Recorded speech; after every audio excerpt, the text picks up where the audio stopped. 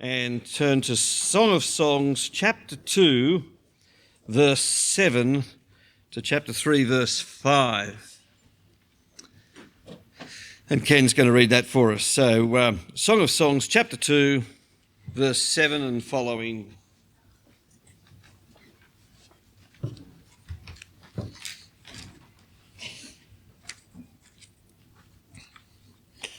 So Song of Solomon, or Song of Songs, chapter 2, verse 7.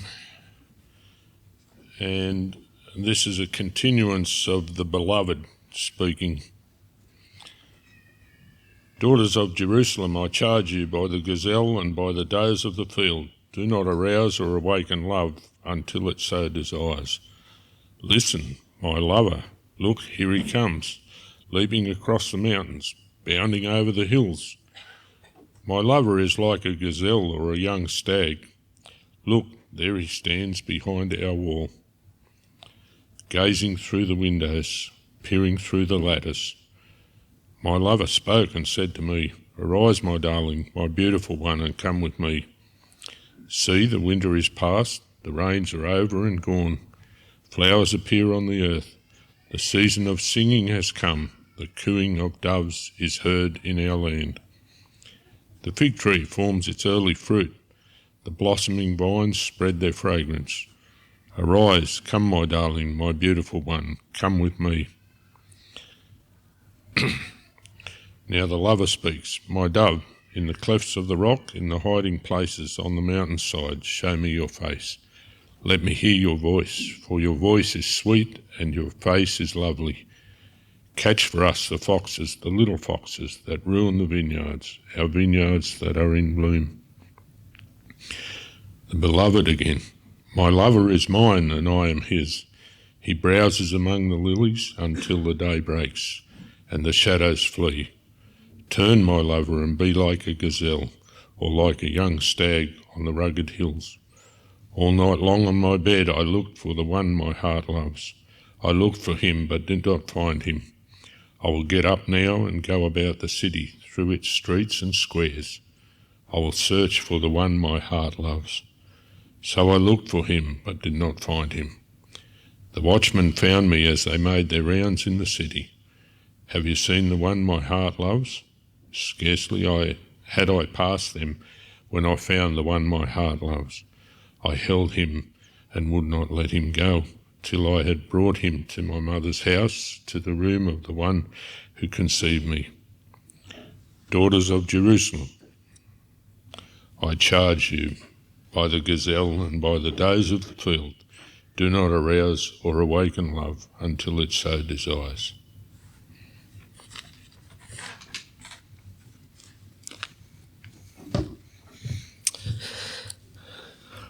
Well, if you can hold on to that and keep it in mind as we journey through this second talk in the Song of Songs. It's a new series that we've begun, and we've noticed already that there's some pretty interesting things in the book of Song of Songs. It creates a certain amount of discussion. It's an obscure book, it's a challenging book, and it's incredibly surprising. And it's in the Bible, which is really quite amazing. It does speak of love and sex and intimacy and romance, and in that process it confronts us, it shocks us, and I think even corrects us. Although it's part of Scripture, and so it is profitable, it is instructive, it does point us to salvation in Jesus according to 2 Timothy 3:15 and 16. But having said that, I recognise that it can be very, very hard to work out how that is the case in every instance, and particularly when we're wrestling with the Song of Songs. But one of the ways I think the Song of Songs actually does help correct us is that it speaks of love and intimacy and sexuality and desire in such a positive light. And it brings, I think, balance and wisdom and beauty into play. There's no excessive prudishness in this that actually crushes and denies any sexual expression or desire and experience. But there are boundaries in place. And so there's no sexual abandon and inappropriate liberties that are taken. And it's worth remembering what Paul says there in 1 Corinthians 13. Love is patient, love is kind, it is not rude. It is not self-seeking, it is not easily angered, it doesn't keep any record of wrongs. Love does not delight in evil, but rejoices with the truth. And this is God's word, this is God's truth. And although we can feel a little bit uncomfortable about sometimes the subject matter and the way things are expressed, it's actually not rude. In fact, it's helpful, it's profitable, and it's true. Well, last week I spent considerable time on background information and mentioned a host of introductory issues, and ultimately I can't afford the time in one sense to actually go over them again, and so I just want to commend them to you. The message is available on our YouTube channel, and it might be helpful if you look at that and get orientated, I guess, in the Song of Songs.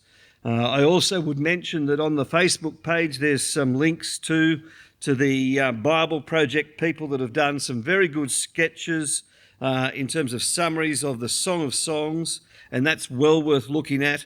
On the Cowra Baptist Facebook page, you'll see the links there if you have a wander around in that. Now, one of the things to remember, though, about the book of Song of Songs is that it is poetic. It's wisdom literature. But not only is it poetry, and that's weird at one level, although some people like poetry. Who likes poetry? Like, yeah, good for you. Like, it is a good thing, and I probably should like it more than I do, but anyway, just it is what it is. But here is poetry, but not only is it poetry, and so that influences how we perceive it, it's actually poetry from another time and another culture. And so some of the language and images actually sound incredibly strange, even to a more modern poetic, sensitive ear. And so you might get things like this. I liken you, my darling, to a mare harnessed to one of Pharaoh's chariots. The guy is calling her a horse, and that's a compliment. It's possible. It's poetic. Further on, you get this other thing where your hair is like a flock of goats, your teeth is like a flock of sheep, and your neck like the Tower of David. That's complimentary. Trust me. Just weird. Another culture, another time, but still quite powerful and profound. Well, as we come to this second talk, I want you to remember again that it is poetic, and it's love poetry that describes and affirms marriage, intimacy, sexuality and desire. The pictures that we are presented with throughout the book of Song of Songs, they're not necessarily chronological, they're not detailed. This is not a recipe book, with step-by-step instructions, how to have a perfect marriage. There are principles there, not necessarily specific step-by-step instructions. It's poetic, it's insightful, it's informative, it's imaginative, and I think it is helpful. I also mentioned last week how helpful I have found Dominic Steele's reflections on the Song of Songs. He's a lead pastor at the Village Church in Sydney, in Annandale. I think if I lived nearby, I'd go there. It's been pretty good to listen to some of the stuff there. But significantly, Dominic Steele actually mentions this article that I'm about to sort of quote in his introduction, and I think it so appropriately highlights his point and my point that I am going to use it as well. It's too good not to.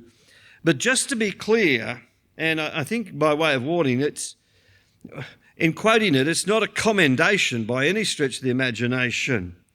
But it does go to show just how very different it is to have a Christian worldview in our current culture and climate. And so here's the piece, the article that he quoted and that I'll use as well. Op-ed piece from Fairfax website by Michelle Griffin. And it is shocking. Teens should read more porn. The key word here is read. Every adolescent can tap into adults-only videos over the internet, but their only formal sex education emphasises disease, danger, and dirty books are the best chance they have to free their fantasy lives from the shackles of banal, commercialised sexuality. We should fill school libraries, family bookshelves, and e-readers with all manner of explicit literature, not just copies of The Joy of Sex, but steamy airport novels, raunchy teen lit, and straight-up smut. That was written in early 2012. And Dominic Steele and I would say in the strongest terms that we very much oppose and disagree with such a reckless recommendation, but it's out there. And it's not new. And it's not because either of us are excessively prudish, I don't think. And nor is it because we would want to be proactive and protective fathers, but ultimately we disagree strongly with Michelle Griffin's writing because it's wrong. And we think it's wrong because God actually says it's wrong. There is a warning here in the passage before us, a warning that's issued in the Song of Songs, chapter 2, verse 7. Young women of Jerusalem, I charge you by the gazelles and the wild does of the field, do not stir up or awaken love until the appropriate time. And then notice how our reading ended, chapter 3, verse 5, pretty much a quote from with the same words. Young women of Jerusalem, I charge you by the gazelles and the wild does of the field, do not stir up or awaken love until the appropriate time. And we will work our way through what is in between those verses. But do notice the warning that is given there with those sort of two bookend type verses, 2 verse 7 and 3 5. And while it might be expressed in poetic language, there is wisdom here, I'm sure, and it's God's wisdom. Do not stir up or awaken love until the appropriate time. Now, it is certainly true that there is a time and a place for everything. And as Christians, we dare not be too slow or apathetic in terms of responding to the sexualised culture that we live in. John Dixon wisely included a chapter in his book, Hanging in There, that was first published way back in 1991. I think I made it a bestseller myself, giving it away all the time. But in there was a chapter called Too Much, Too Young, a great wise chapter to include, given the context. More recently, Patricia Wera-Coon, a Christian sexologist, has been writing for adults and teens about Christian sex and sexuality, and that's been quite helpful as well. But here's the point. Do not stir up love until the appropriate time. Michelle Griffin, I think, is totally wrong. Dominic Steele thinks so, I think so, and God says so. But I would also want to suggest, this is me speaking here, that experience and society would also at least should agree with that too. I remember all too well having left school at the age of 15 and working on the main roads, which is now the RMS. And it was 100 years ago and things were different back then. But I'd come from a fairly sheltered Christian family, and all of a sudden I'm immersed in an adult blokey world where porn publications were everywhere, very graphic and very extreme and very not harmless. Damage was done. Too much, too young. It's a real thing. And I could spend a long time on that issue, and it does have profound implications for people dating both young and old. But I want to sort of press on, but just note that reality. Well, the Song of Songs warning that's there before us in those bookend verses really initially is a warning to the young women friends. And it's not speaking specifically into the danger of our porn-saturated culture, but I do think it is actually saying something like this. Don't mess with love. It's not a game to play. And when you watch shows or hear even just the ads for something like The Bachelor or The Bachelorette and stuff like that, or some of those other mocking, take advantage of people and their vulnerability shows, it just makes me mad. because they're messing with love. They're messing with relationships. These are people, not statistics, not figures.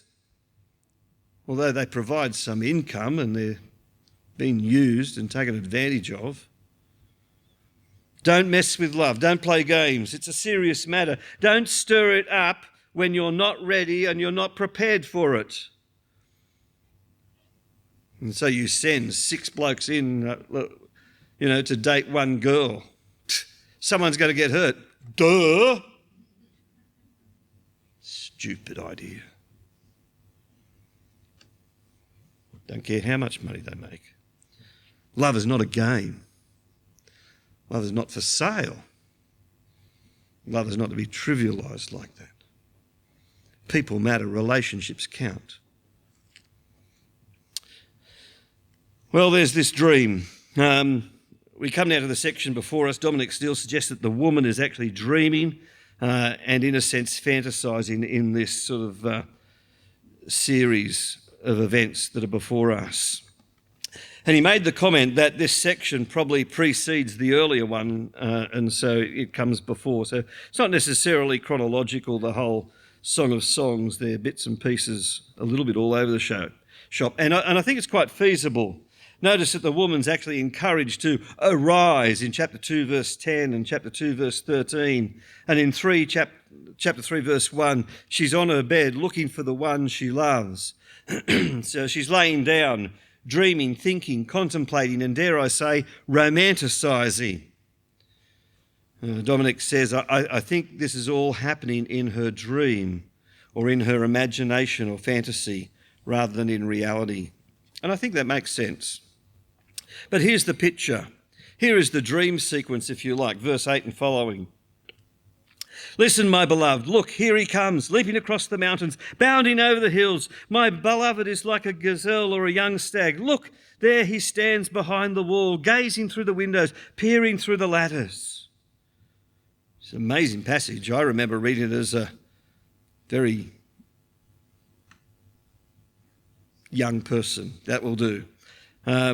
Probably in my teenage years, in fact. And I had 2 very, I think, wrong images in my head when I would read that. The first one is that whole Disney cartoon with the skunk, Pepe Le Pew.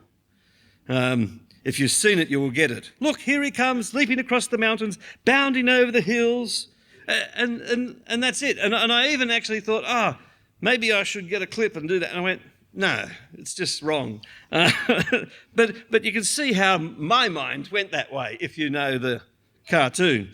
And now I've just messed with your head and you won't get it out there. The other thing is probably even more weird, I guess, and it's just my confession, in that it actually sounds like this guy who is the beloved is in fact more like a stalker and a peeping Tom. I don't know if you picked that up. Look, there he stands behind our wall, gazing through the windows, peering through the lattice. This guy's creeping me out. And if it's a dad, I'm going to go and get the shotgun. Fix him. Not peering in here again. But here's the thing. I'm pretty sure that that's not how you're supposed to see this playing out. Although my twisted mind goes that way. And yours does too now, because I've just wrecked it for you. I think it's more like the whole Romeo and Juliet thing, although I left school in year 10 and I don't know nothing about Romeo and Juliet, but I get the idea that sort of romance sort of stuff going on anyway. She's waiting for him, full of anticipation and excitement. And look, there he is in the distance, and the dust is flying, and her man, her prince, is galloping on to meet her, and it's all very exciting. This is romantic. This is ripe with anticipation. There's a rush. There's an eagerness here. And look what happens. He gets off the horse. He goes inside.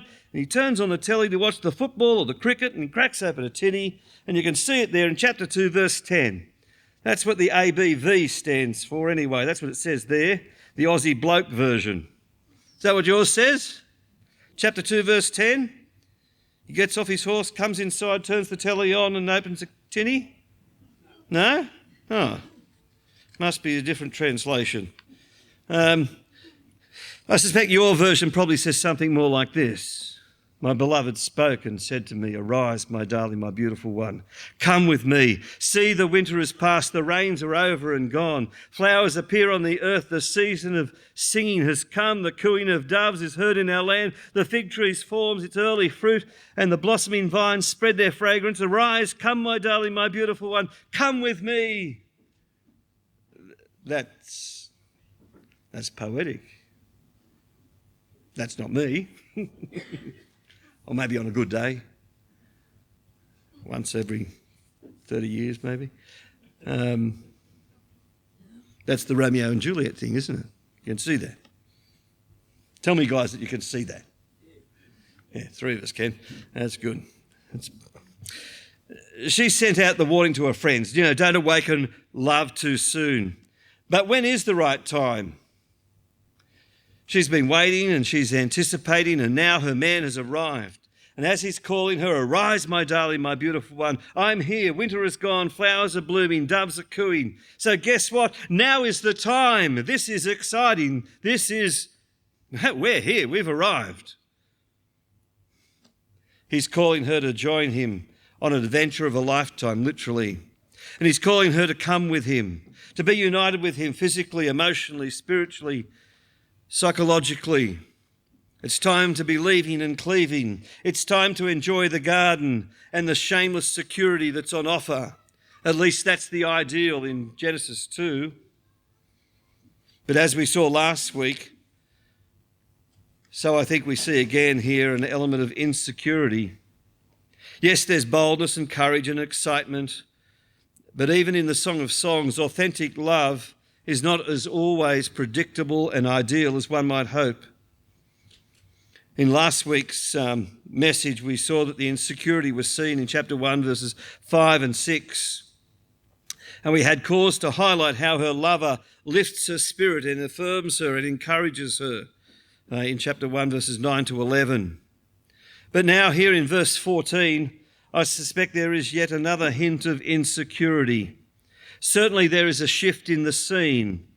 After he'd arrived and invited her to come away with me, verse 14 says, "My dove, in the clefts of the rock, in the hiding places on the mountainside, show me your face. Let me hear your voice, for your voice is sweet and your face is lovely." I think it's a picture of them together. She is his dove.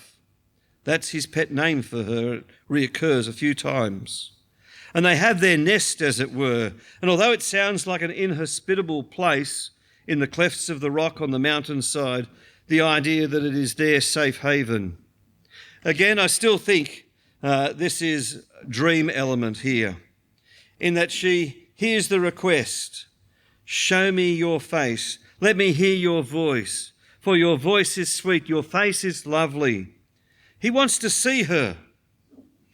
And remember last week where I mentioned just how prolific the references are to the different senses that we have as humanity. Touch, sight, taste, hearing and smell. And how God has made us well. And we have this great physical capacity to be able to touch and to see and to taste and hear and smell. And here her husband wants to see his bride. And I might be reading too much into this, but I'll mention it anyway. I suspect that in those early days, in her dreams and possibly in her reality, she's a little bit concerned about all that exposure. He wants to see me.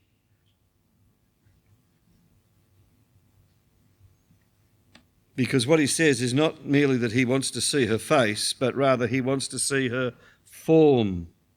He wants to see her all. That's what it says. He wants to enjoy her nakedness. He wants to know her. He wants to know her body. He wants to know her voice. He wants to know her heart. He wants to know her mind. He wants to know her being. And that's not rude or deviant. Dominic Steele puts it this way. Here is a picture of a man looking and longing and searching for his woman and delighting in her form, in her appearance, in the way that she looks. And so Dominic goes on to say, women then, please don't look down on your man for enjoying the sight of your body. That's the good way God made him to be.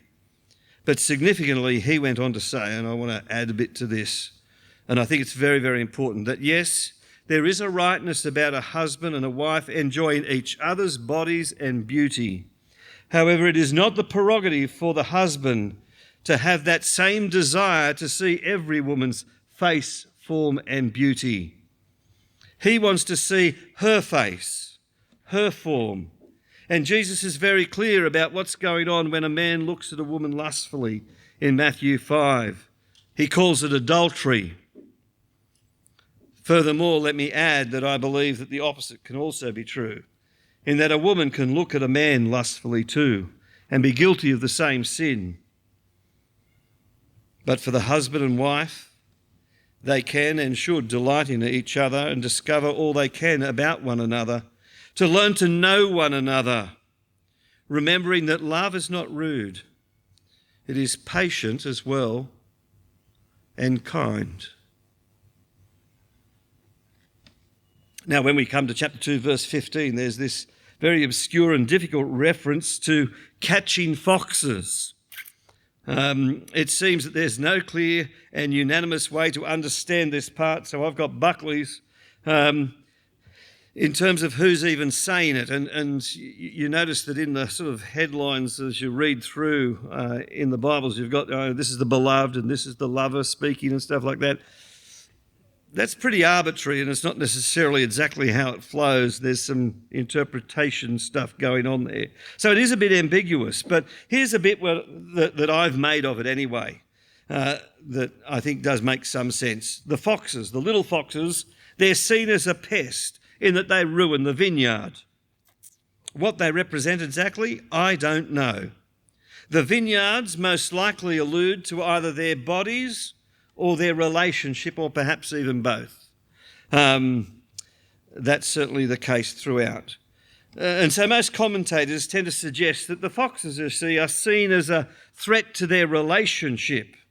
And some even go so far as to be naming the foxes, the fox of jealousy, the fox of selfishness, and the fox of pride, and the fox of unforgiveness. And although I think the naming of all the foxes is a bit of an overreach, I do think it stands to reason that if they're a threat to the relationship, it's a good thing to catch them or at least eradicate them in that. So I think that makes some sense. Anything more than that, I don't know. But there it is. But one thing's for sure, the text moves from that little bit of ambiguity to some clarity. Perhaps the foxes you see at this point in time have been dealt with, now in verses 16 and 17. She's waiting, and he's arrived, and he arrives with gusto and speed. The time has come, they're all excited, the invitation is given, arise, come away with me, and she does, she comes and goes. And they've settled in a precarious place on the cliff's edge, but there in the nest, he wants to see her, and I suspect that she does have a degree of nervousness about that. And I'm suggesting that the foxes now have probably been caught, but here she is now, responsive, ready, beaming, shameless, and she declares, my lover is mine and I am his.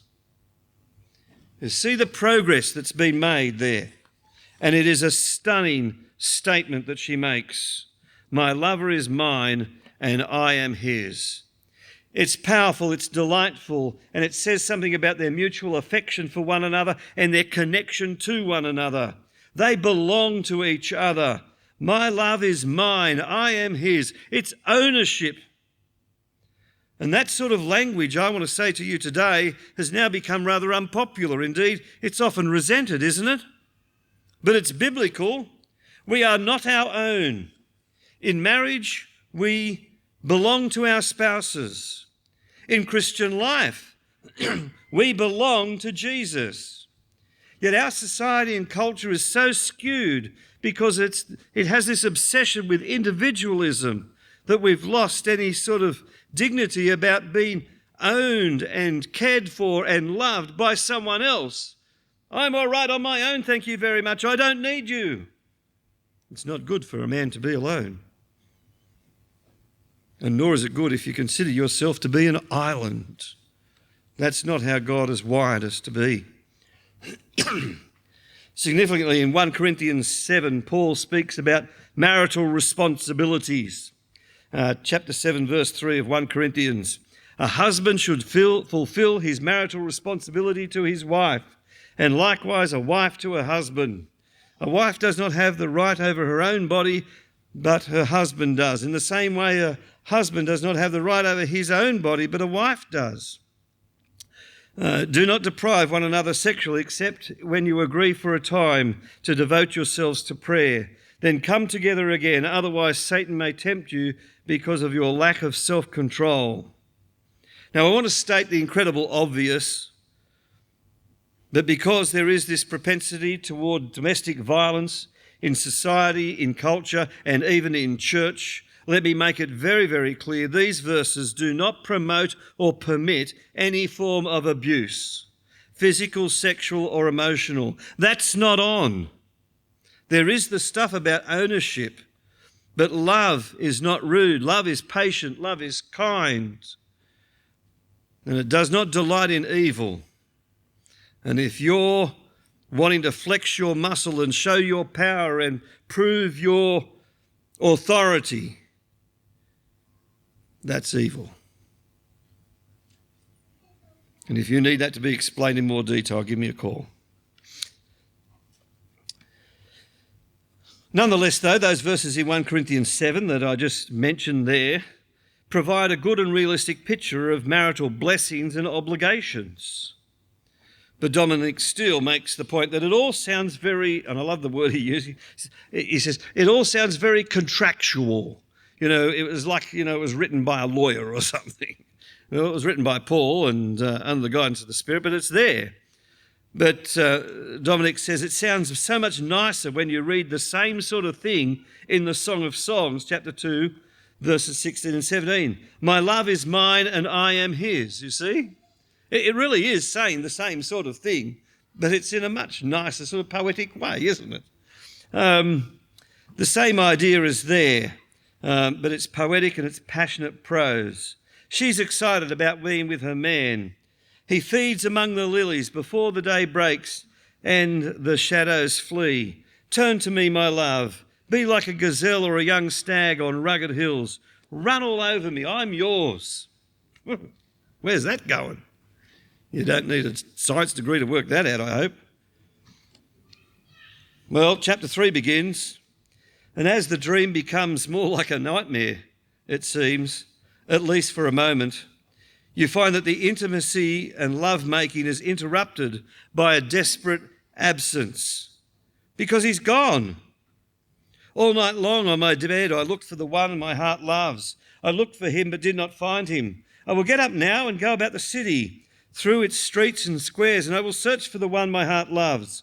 And so I looked for him but did not find him. The watchmen found me as they made their rounds in the city. Have you seen the one my heart loves? She asks. Again, Dominic Steele suggests that this is still taking place in her dreams because it would be very unlikely that a young woman be walking around the streets in those days. And I think that's quite plausible and realistic in that even in her fantasy and thinking, love's not easy, is it? It's not always ideal. She'd waited for her man and then he turns up and there's lots of excitement and he comes to take her away and they start life together, and then there's the joy of intimacy at the very end of chapter 2, and then for whatever reason, he's gone. He's not there. And we're reminded that love doesn't run smoothly. We're not told why he's gone. Has he actually run away back to his mum's? Was he called into work early? Did he go off in a huff after an argument? Has he gone to the pub with his mates? Well, you just don't know. And more to the point, she does not know where he is either. And so we read about her searching for him. Dominic says, she's obviously still in a dream because in those days, nights in the city square was no place for a single girl. Having said that, though, neither are our city streets or sometimes country towns, but it happens. And I reckon it happened then too. So it's not a strong argument at that point, but nonetheless, I'm still happy to call it part of the dream sequence. Having said that, let's look at what unfolds, verses 2 to 4. And again, it might seem incredibly shocking. It has the habit of doing that to us every so often, the Song of Songs. Just as she inquires of the security guards, "Have you seen my man?" She shows him the picture in the wallet and stuff. This is what he looks like. "Have you seen the one that my heart loves?" No. What does she do? She goes hunting for him, searching for him, and then finally, just after meeting the security guards, as it were, she finds him. What does she do when she finds him? "I held on to him and I would not let him go until I brought him to my mother's house, to the chamber of the one who conceived me." Now there's the surprise, isn't it? When she finds him, she grabs him and she takes him to Mum's bedroom. She's not letting him go now, and her intentions are quite clear. They've not gone to Mum's bedroom to pray. I'm ad-libbing at that point, but I reckon that's pretty clear. Well, what do you make of that? I suspect that a few of us are a little bit weirded out and go, "That's in the Bible? That's just creepy, isn't it?" Well, in a way it probably is, but that can be good. Taking her man to her mum's bedroom hardly sounds like the most romantic move. But what's our problem with that, really? I suspect that it might say something about our own prudishness.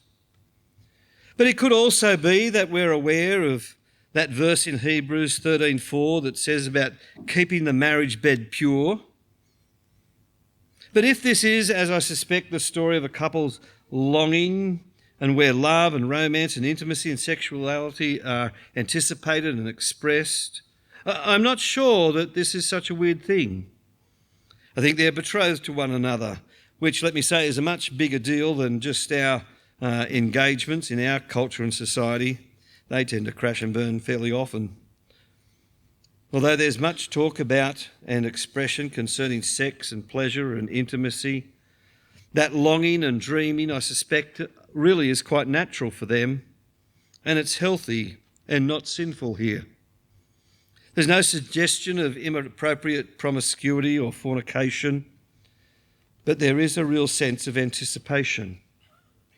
I know for me, before I got married, yes, there was fear and frustration and questions, most of which I had no clue about the answers, but there was also a good dose of anticipation. And I imagine that may well be the case for both men and women as they approach their wedding night. Perhaps one of the reasons we're weirded out about that line about her taking him into Mum's bedroom is that as parents we don't like the idea of our kids enjoying sex with their new spouse. Just think, oh, really? Or perhaps it's the other way around. As young adults, we don't like the idea of our parents having done it. Gross, they will say. But why do they say that? Why would they think that? Perhaps the media has a lot to answer for, I think it does. But also perhaps prudish Christianity hasn't helped much either. Like everything else that God made, marriage and sex and intimacy, it can be trivialised, it can be sensationalised, and it can be brutalised. Boundaries do matter. But God made marriage and sex good. Sometimes I think he made it too good. But let me affirm what the Bible teaches. Sex is a good gift for those who are married to each other as husband and wife. Dominic suggests rightly that we who are married ought to intentionally develop the attitudes displayed in this book, that is the Song of Songs, in our marriage relationship, including sexual, physical, emotional and sensual stuff. And consequently, if we have that sort of approach and a high view of marriage and sexuality as parents, perhaps our kids might not be as grossed out, but they probably still will be. And it could be, and probably even should be, the fact that God has given a husband or a wife for my son, for my daughter, whereby they can be thankful and have someone that they can say, I am his and he is mine, and go on to enjoy a life that is actually described there in this chapter of delight and intimacy. I want the best for my kids. I want them to know Jesus, first of all, and to get saved. And I actually would like them to actually have a good sex life, because it's so easy to have a pretty messed up one in these days. That's just me. I suspect you might be the same.